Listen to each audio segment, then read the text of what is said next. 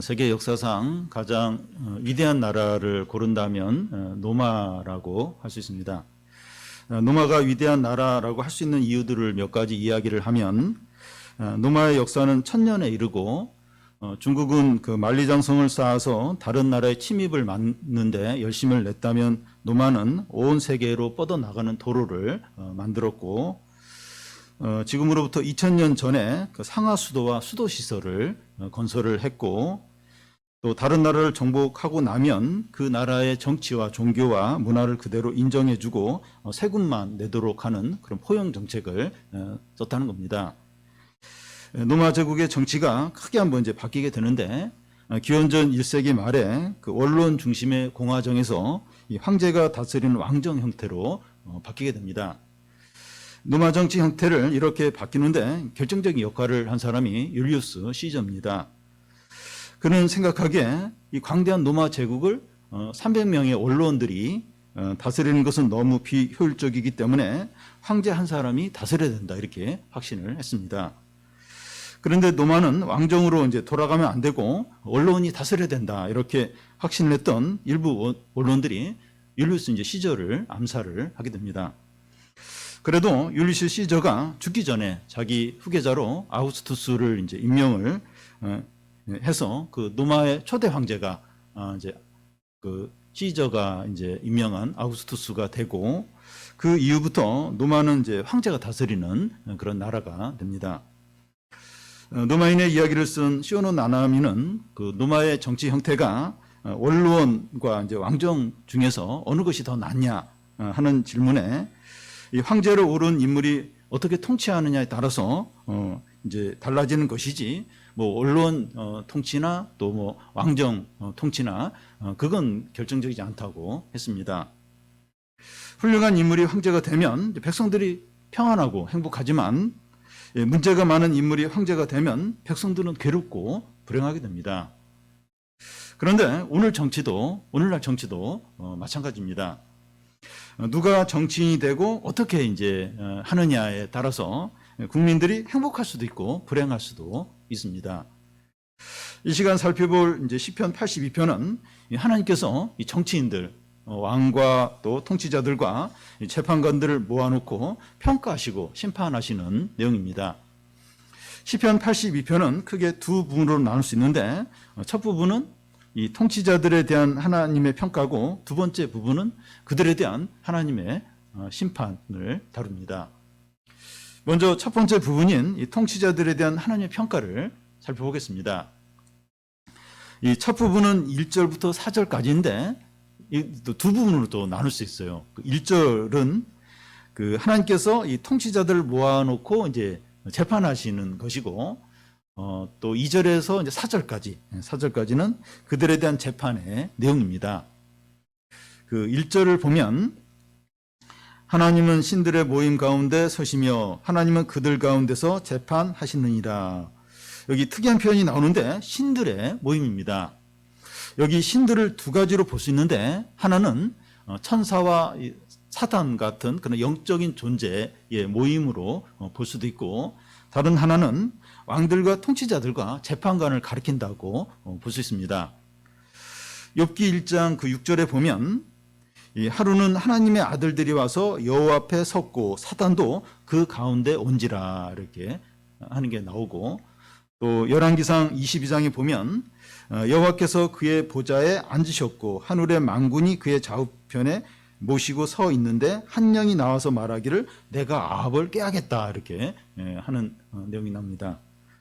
이런 말씀들을 보면 하나님 앞에서 천사들과 사단이 모여서 뭔가 이렇게 회의를 하는 것처럼 이제 보입니다. 그런데 시편 이제 82편 전체를 보면 이 신들의 모임이 이 통치자들의 모임으로 보는 게 더 적합합니다. 그러면 어떻게 이 통치자들을 신들이라고 할 수 있느냐 이제 하는 게 문제가 생깁니다. 그런데 이 통치자들은 하나님의 대리인이라고 할 수가 있어요. 로마서 그 13장에 보면 바울이 말하기를 각 사람은 위에 있는 권세들에게 복종하라. 권세는 하나님으로부터 나지 않는 것이 없다고 하면서 이 통치자는 하나님의 사역자들로서 칼을 들고 악을 행하는 자들을 심판한다고 이렇게 합니다.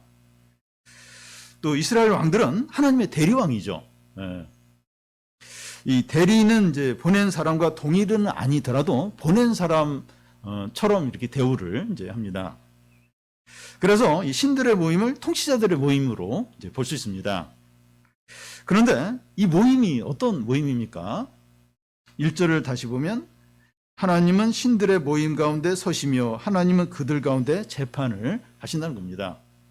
하나님께서 이 통치자들을 다 모아놓고 그 가운데 서서 재판을 이제 하시는 겁니다.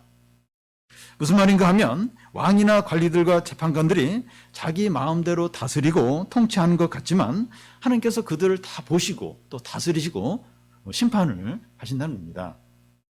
그런데 이 권력자들은 이제 하나님이 보이지 않으니까 자기 마음대로 다 할 수 있는 것 같고 언제까지나 이 권력을 가질 수 있는 것처럼 생각합니다. 얼마 전에 끝난 미국 대선의 경우에 이제 투표 결과가 이제 바이든이 승리한 것으로 나왔지만 이 트럼프는 끝까지 이제 대선 결과를 이제 승복하지 않고 이제 버텼고 또 트럼프 지지자들이 미 의사당을 무력으로 난입한 일이 있었습니다.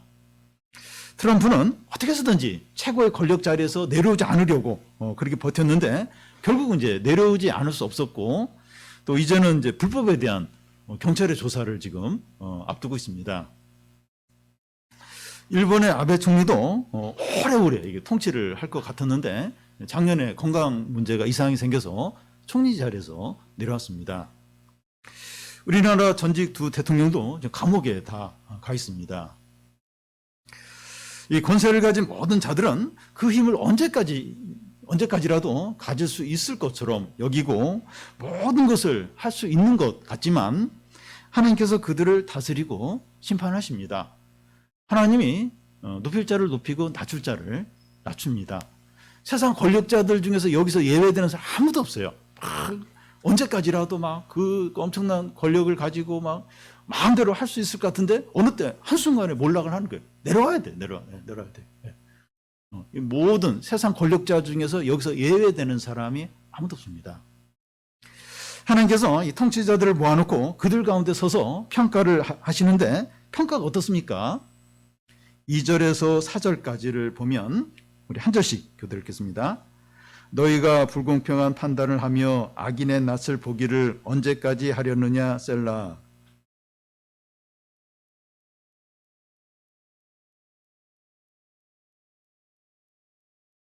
가난한 자와 궁핍한 자를 구원하여 악인들의 손에서 건질지니라 하시는도다. 2절은 이제 책망을 하는 것이고 이제 3절과 4절은 이렇게 해야 하지 않겠느냐 하는 건데 결국 3절과 4절도 그렇게 해야 됐는데 너희들이 하지 않았다 하는 간접적으로 책망하는 내용입니다. 먼저 책망하는 내용을 보면 그 2절에 이 불공평하게 판단하고 악인의 낯을 보기를 언제까지 하려느냐 하는데 이 악인의 낯을 본다고 하는 것은 악인들을 편드는 것을 말합니다. 언제까지 악인들을 편들어 주겠느냐 하는 겁니다. 보통 악인들은 높은 자리에 있거나 부자인 경우가 많은데 통치자들이 이런 악인들을 편들어 주는 거예요. 그러면 이제 돈이나 이제 혜택을 누릴 수 있기 때문이죠. 통치자들이 악인들을 이제 벌 주는 것이 아니라 벌을 줘야 되죠. 이렇게 탁 이게 심판을 해서 이제 벌을 줘야 되는데 이 벌을 주는 게 아니라 편을 드는 거예요. 이 편의를 이제 봐주는 겁니다. 이건 이제 불공평한 거죠. 통치자들이 이제 그렇게 많이 하는 겁니다.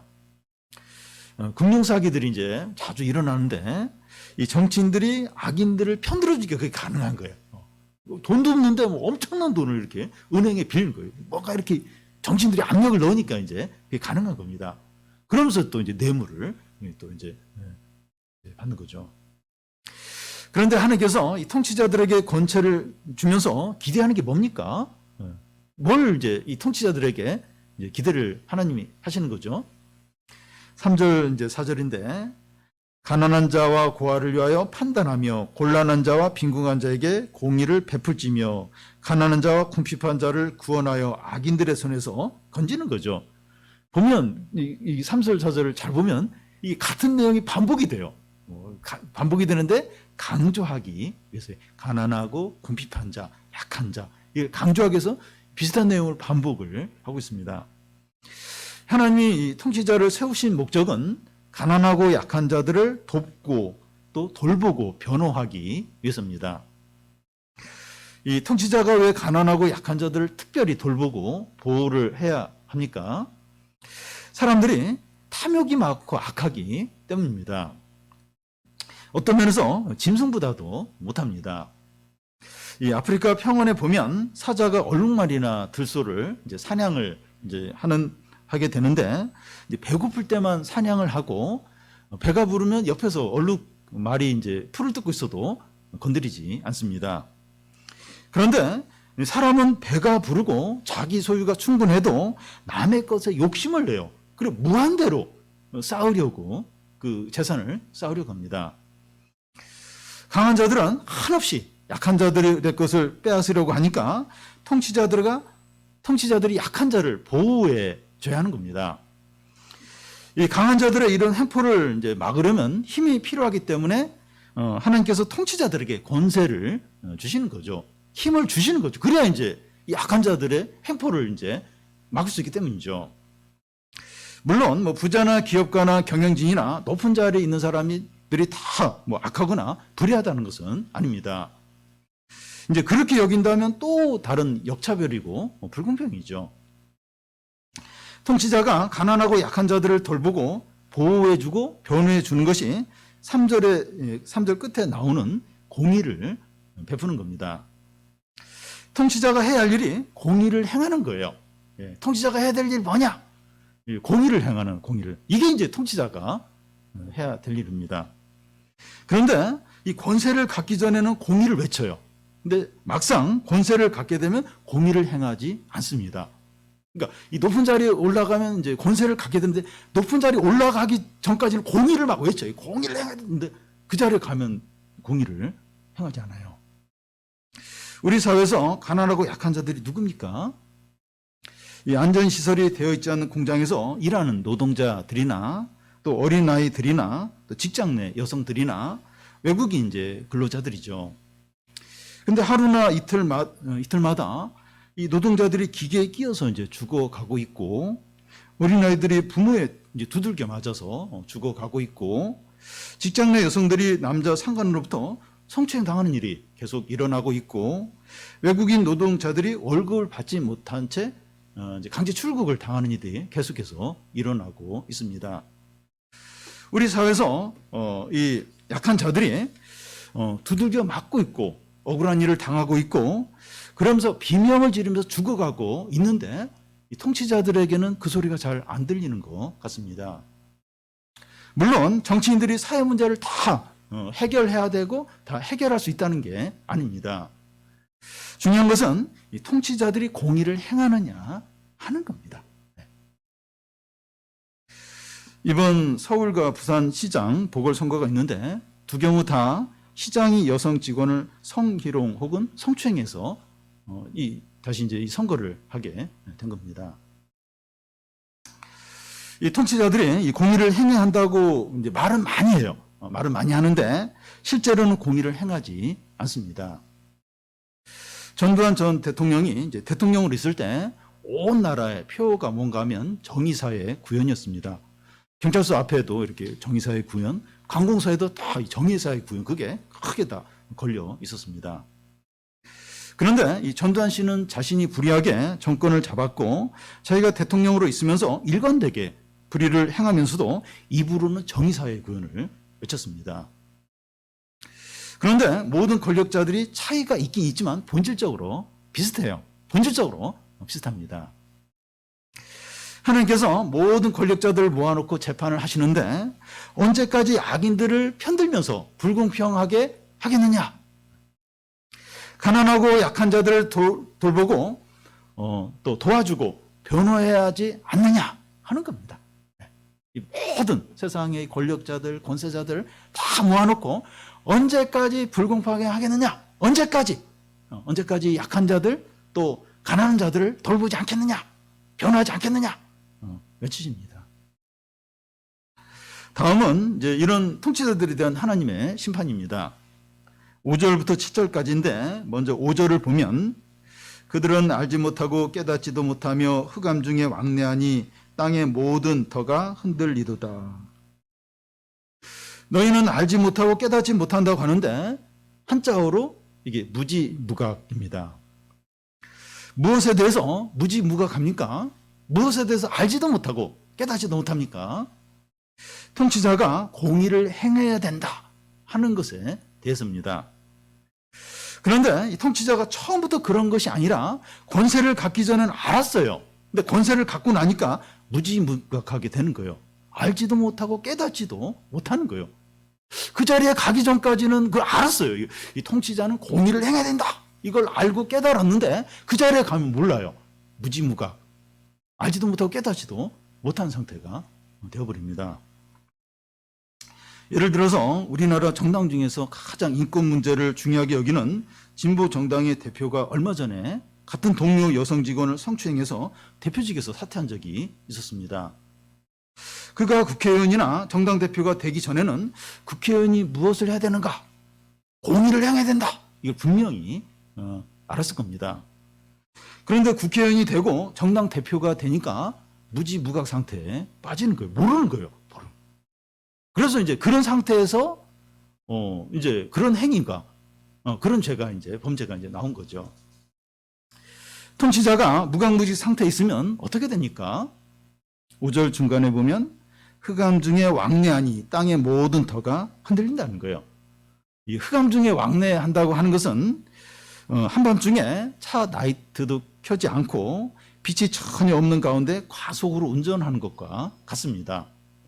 어딘가에 세게 부딪혀 어디에 수소박혀서 박살이 나는 거죠. 밤중에 빛이 하나도 없어요. 근데 그 차가 라이트도 안 켜요. 그러면서 막 과속을 하는 거예요. 그 막 박살나고 끝장나는 거죠.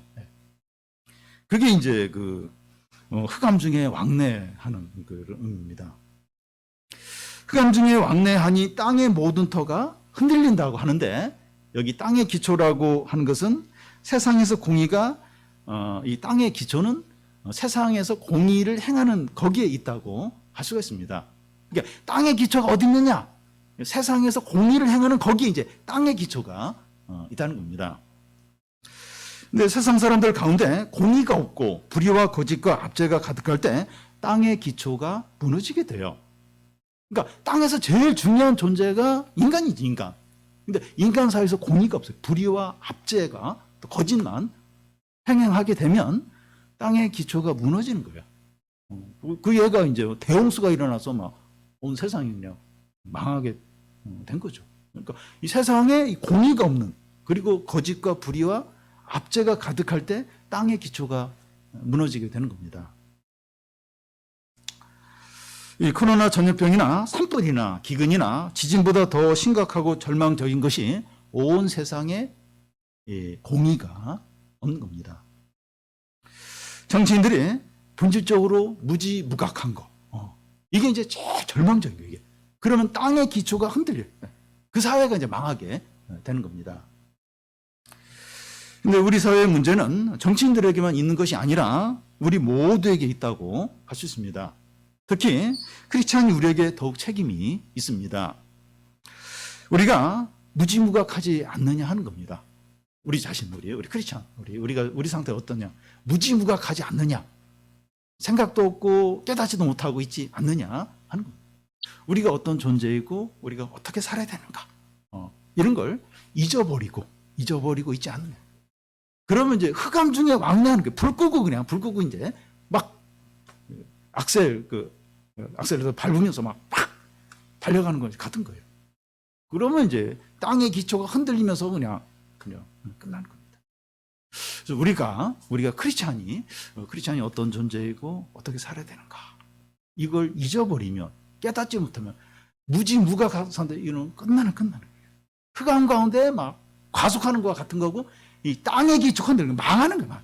그 사회가 망하는 겁니다. 우리가 이 무지무각한 게 얼마나 이게 위험한가. 내가 성도이고 어떻게 살아야 되는가. 이걸 알고서 행하는 게 얼마나 중요한지 모릅니다. 그러면 우리가 이제 어떤 자입니까? 그럼 우리가 어떤 자입니까? 우리가 이제 그걸 알아야 되는데, 어떤 자입니까? 6절을 보면, 이게 6절 참 중요한 말씀인데, 우리 같이 한번 읽겠습니다. 내가 말하기를 너희는 신들이며 다 지존자의 아들들이라 하였으나, 여기 놀랍고 이해하기 어려운 말씀이 나오는데, 너희는 신들이며, 여기서 너희는 이제 통치자들이나 우리들을 이제 가리킵니다. 먼저 통치자들을 이제 신들이라고 하는 것을 생각해 보면, 하나님이 누군가를 높여서 권력을 갖게 되면 이 보통 사람이 누리지 못하는 존귀와 영광과 특권을 누리게 됩니다. 몇 년 전에 이 싱가포르에서 트럼프하고 이제 김정은이가 이제 회담을 이제 할 때 두 사람의 이제 경호원들이 자기들의 이제 대통령을 이제 경호하는 것을 볼 때 그 두 사람은 특별한 대우와 영광과 특권을 누렸다는 것을 참 이렇게 보았습니다. 참 대통령 할 만하다. 참 이제 그런 생각이 들었습니다. 마치 대통령을 신을 받들듯이 하는 것을 볼 수 있었습니다. 우리를 이제 신들이다 이제 하는 걸 한번 또 생각을 해보면, 예수께서 유대인과의 논쟁을 하시면서 오늘 우리가 방금 이 말씀을 인용을 하셨습니다. 요한복음 10장 34절 36절까지 보면 예수께서 이르시되 너희 율법에 기록된 바를 내가 너희를 신이라 하였노라 하지 아니하였느냐. 성경은 폐하지 못하나니 하나님의 말씀을 받은 사람들을 신이라 하였거늘 하물며 아버지께서 거룩하게 하사 세상에 보내신 자가 나는 하나님의 아들이라 하는 것으로 너희가 어찌 신성모독이라 하느냐. 성경에 하나님의 말씀을 받은 자들을 신들이라 이제 하였다는 겁니다. 다시 말해서 이 하나님의 말씀을 듣고 믿고 순종한 자들을 신이라는 겁니다. 여기 신이라고 하는 것은 신들로 인정받고 신들의 특권을 누리는 것을 가리킵니다. 하나님은 우리 인간을 이제 하나님의 형상으로 창조하셨고, 또 하나님을 대신해서 세상 만물을 다스리도록 하셨습니다. 비록 우리는 죄를 짓고 타락을 했지만 예수 그리스도를 믿음으로 구원을 받아서 하나님의 자녀가 되었죠. 6절 중간에 다 지존자의 아들이라 하는데, 우리가 그리스도 안에서 하나님의 아들들이기 때문에 지극히 높은 지위와 권세를 가진 자들입니다. 우리가 그리스도 안에서 하나님의 아들들이죠. 자녀들이니까 지극히 높은 자예요. 지극히 높은 지위를 이제 가지고 있습니다. 그런데 이제 진화론에서는 인간이 이제 원숭이로부터 이제 진화했다고 이제 하고 있는데, 그 증거로 인간과 원숭이의 DNA가 99%가 일치 이제 한다는 거예요. 그런데 아무리 생물학적으로 가깝다고 해도 원숭이는 애니멀이에요. 인간은 신의 하나님의 자녀 곧 신입니다. 그러니까 생물학적으로 비슷해요. 그러니까 돼지하고도 이제 인간 DNA 그게 많이 이제 유사하다고 하는데, 그러니까 생물학적으로는 원숭이, 돼지하고 인간이 많이 유사하지만 이 돼지나 원숭이는 애니멀이죠. 그런데 인간 우리는 하나님의 자녀 곧 신입니다. 인간이고 하나님의 자녀인 우리가 이렇게 존귀하고 복되고 영광스러운 자들이죠. 근데 참 그 사람들은 계속해서 우리가 신의 아들이다 이런 걸 하나님의 형상이다, 하나님 우리를 창조했다, 그걸 어떻게 해서든 부인하고 자꾸 이 원숭이로 진화했다, 그걸 그렇게 강조를 해요. 인간은 그냥 애니멀, 동물의 한 종류라는 거죠. 그걸 그렇게 주장을 하고 어떻게 해서든지 창조론을 거부하려고. 근데 우리가 이제 하나님으로부터 창조된 그런 존재들이니까 신이 너무나도 존귀하고 복되고 영광의 자들이죠. 근데 얼마나 사람들이 어리석은지 몰라요. 그래서 어떻게 해서든지 진화론을 주장하면서 우리는 어떻게 해서든지 원숭이로부터 진화를 한 거다. 우리는 애니멀이다. 그래서 우리는 어떻게 되든지 애니멀이니까 상관없다. 그렇게 인간을 그렇게 낮추면서 그걸 그렇게 좋아하고 그걸 그렇게 주장하고, 얼마나 사람들이 어리석고 미련한지 모릅니다. 근데 아무리 뭐 생물학적으로 유사해도 우리는 하나님의 자녀, 신의 신, 존귀하고 복되고 영광스러운 그런 존재들이죠. 신의 아들이니까 우리도 신인 겁니다. 그런데 이 통치자들과 우리를 이제 신들이라고 하고 또 지존자의 아들이라고 했는데 이것이 아무것도 아닌 것이 될 수 있습니다. 7절을 보면 그러나 너희는 사람처럼 죽으며 고관에 하나같이 넘어지리로다. 너희는 신들이라고 했는데 사람처럼 죽는다는 거예요. 이게 어떤 것인지 그 성경에 나오는 바벨론의 예를 들겠습니다. 이사야서 14장 그 13절에서 15절까지 그리고 19절을 이제 보면 제가 읽겠습니다. 내가 내 마음에 이르기를 이게 내가는 이게 바벨론 가리킨데 내가 내 마음에 이르기를 내가 하늘에 올라 하나님의 뭇별 위에 내 자리를 높이리라. 내가 북극의 지폐의 산 위에 앉으리라. 이게 내가가 이제 지금 바벨론을 가리킵니다. 가장 높은 구름에 올라가 지극히 높은 자와 같아지리라 하는도다. 그러나 이제 내가 수월 곧 구덩이 맨 밑에 떨어짐을 당하리로다. 또 19절 보면 오직 너는 이제 바벨론을 가리키는데 자기 무덤에서 내쫓겼으니 가증한 나무까지 갖고 칼에 찔려 돌 구덩이에 떨어진 죽음들에 둘러싸였으니 밟힌 시체와 같도다. 이 바벨론이 잘 나갈 때는 이 하나님의 뭇별 위에 내 자리를 높이리라 하면서 신처럼 그렇게 군림을 했는데 한번 낮아지니까 이 구덩이 맨 밑에 떨어지고 시체와 같이 밟히게 된다는 겁니다. 그러니까 막 바벨론이 막 여러 나라를 정복하고 막 그럴 때는 뭐 자기가 그 하늘의 별들 가운데 자기를 높이는 거예요. 그 신처럼 막 자기를 여기는 거예요. 한번 하나님이 낮추니까 시체처럼 그냥 구덩이에 떨어져서 발에 밟힌다는 겁니다. 인기 연예인, 인기 가수, 또 스포츠 스타, 또 인기 정치인들, 또 대기업 이제 CEO들 보면 신처럼 대우를 받아요. 엄청난 수입, 인기 이런 걸로 막 신처럼 대우를 받습니다. 사람들에게 우상이죠. 뭐 인기 연예인, 스포츠 스타, 이게 대기업 CEO들 보면 사람들의 우상. 그러니까 우상이라는 게 이제 사람들에게 신으로 여겨진다는 거죠. 예. 그런데 한번 추락하면 바닥이 없이 한없이 한순간에 나락으로 떨어지게 됩니다. 프로배구 스타인 쌍둥이 자매가 과거에 이제 학폭 문제가 드러나면서 무기한 출전 정지와 대표팀에서 이제 그 박탈이 되고 연봉도 이제 미지급을 이제 당하게 되었습니다. 연예인이든지 정치인이든지 경찰이든지 법조인이든지 공무원이든지 한번 이제 몰락을 하게 되면 한순간에 다 잃어버리게 돼요. 과거의 업적이나 경력이나 인기나 인맥이 아무런 도움이 안 되고 아무런 필요가 없게 됩니다. 그리고 무서워요, 저는. 저런 거 보면서 무섭습니다. 그러니까 뭐 한순간에 그냥 나락으로 한번 떨어지면 완전히 모든 걸 다 잃어버리게 되죠.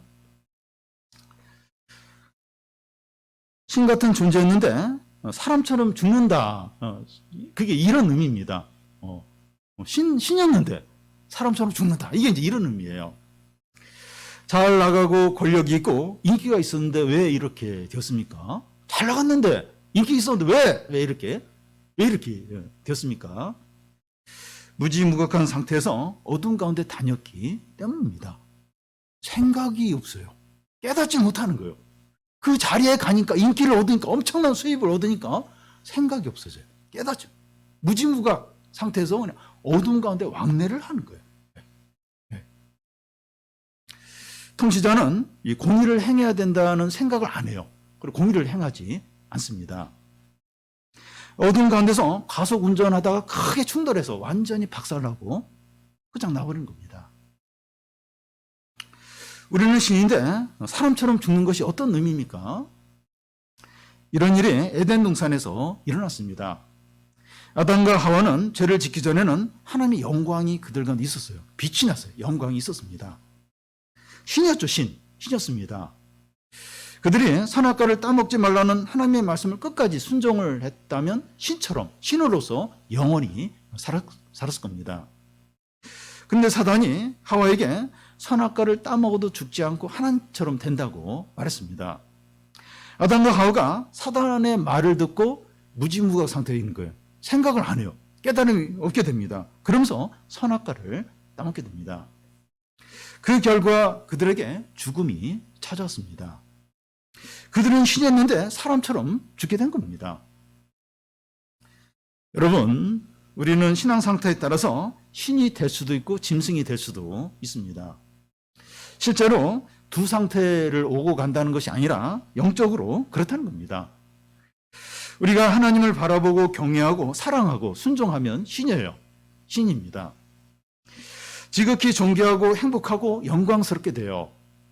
우리 안에 기쁨과 감사와 평안과 찬양이 가득하게 됩니다. 그런데 우리가 하나님을 잊어버리고 욕심에 빠지고 죄 가운데 살면 짐승이 돼요. 무지무각, 생각이 없어요. 깨달음이 없어요. 내가 어떤 존재인지, 또 하나님의 뜻이 뭔지 생각도 안 하고 깨닫지 못하고, 그러면 비참하고 불행하고 부끄럽게 됩니다. 우리 안에 분노와 불평과 미움과 불안이 가득하게 됩니다.